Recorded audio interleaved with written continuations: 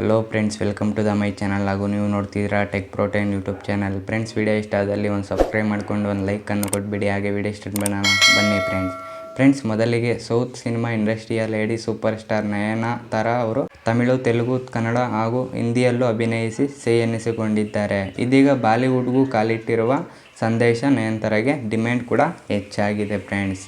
ಆದರೆ ಹಲವು ನಟರ ಸೌತ್ ಲೇಡಿ ಸೂಪರ್ ಸ್ಟಾರ್ ಜೊತೆ ನಟಿಸಲು ಎಲ್ಲರೂ ಕೂಡ ಬಯಸುತ್ತಾರೆ.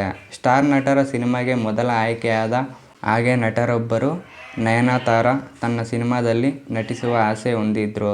ಆದರೆ ನಯನತಾರಾ ಆಫರ್ ತಿರಸ್ಕರಿಸಿದ್ದಾರೆ. ಆದರೆ ನನ್ನ ಸಿನಿಮಾದಲ್ಲಿ ನನಗೆ ಹೀರೋಯಿನ್ ಆಗಿ ನಟಿಸಿದ್ರೆ ಡಬಲ್ ಸಂಭಾವನೆ ನೀಡುವುದಾಗಿ ತಮಿಳು ನಟ ಶರವಣನ್ ಈ ಹಿಂದೆ ಆಫರ್ ನೀಡಿದ್ರು. ಆದರೆ ನಟಿ ನಯನತಾರಾ 100 ಕೋಟಿ ಕೊಟ್ಟರೂ ನಿಮ್ಮ ಜೊತೆ ನಟಿಸೋಲ್ಲ ಎಂದು ಮುಖಕ್ಕೆ ಹೊಡೆದಂಗೆ ಹೇಳಿದ್ರಂತೆ.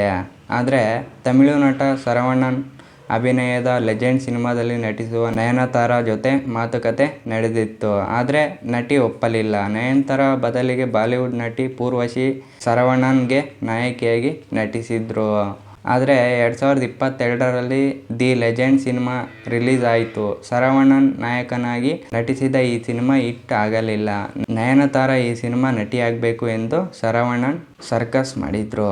ನಟಿ ಯಾವುದಕ್ಕೂ ಒಗ್ಗಲಿಲ್ಲ, ಬಗ್ಗಲಿಲ್ಲ.